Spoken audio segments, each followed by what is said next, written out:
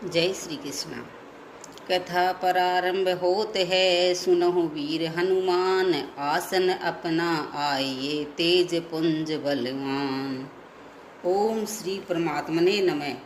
गीता का 8वां अध्याय। इस प्रकार भगवान के वचनों को न समझकर अर्जुन बोला, हे पुरुषोत्तम, जिसका आपने वर्णन किया है वह ब्रह्म क्या है, अध्यात्म क्या है, कर्म क्या है और अधिभूत नाम से क्या कहा गया है, अधिदेव नाम से क्या कहा गया है। हे मधुसूदन, यहाँ अधियज्ञ कौन है और वह इस शरीर में कैसे है, और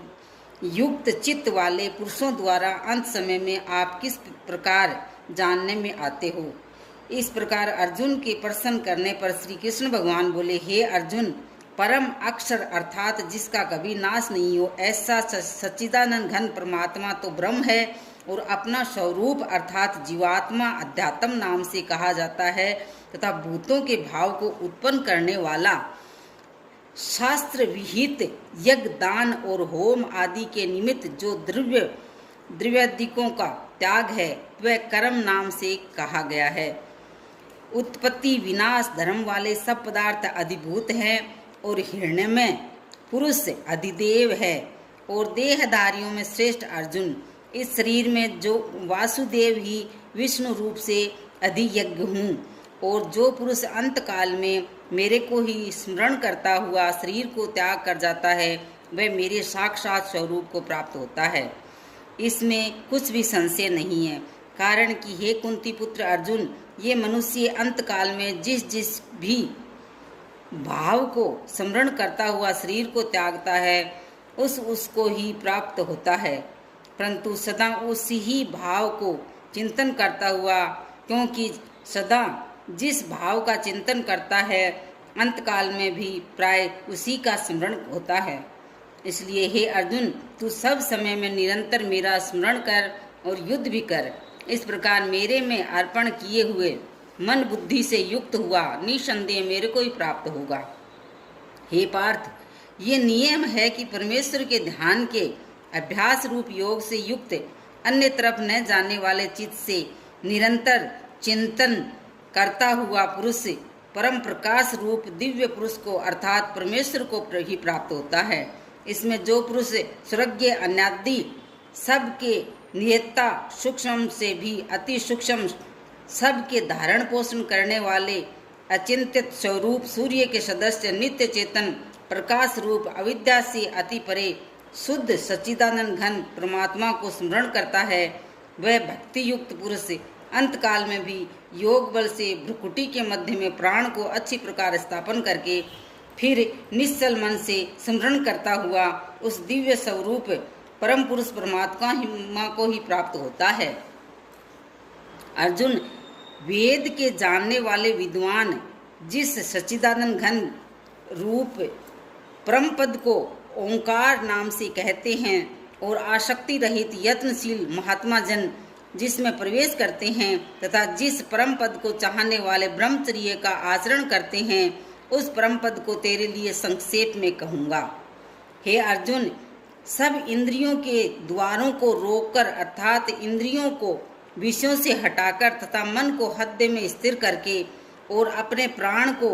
मस्तक में स्थापन करके योग धारणा में स्थित हुआ जो पुरुष ओम ऐसे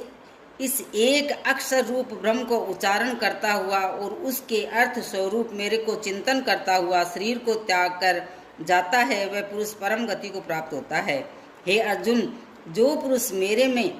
अनन्य चित्त से स्थित हुआ सदा ही निरंतर मेरे को स्मरण करता हुआ उस निरंतर मेरे में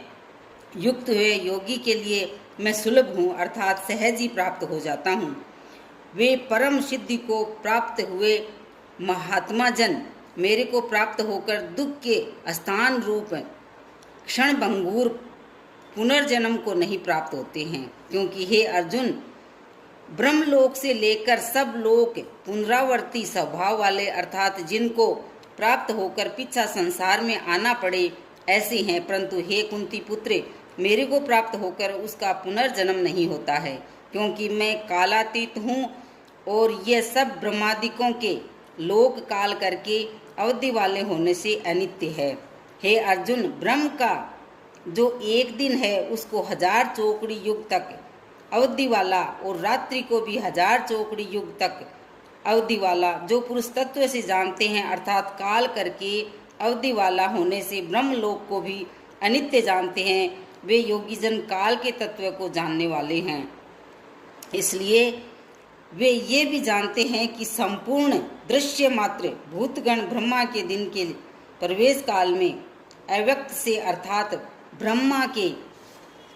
सूक्ष्म शरीर से उत्पन्न होते हैं, और ब्रह्मा की रात्रि के प्रवेश काल में उस अव्यक्त नाम ब्रह्मा के सूक्ष्म शरीर में ही लय होते हैं। वही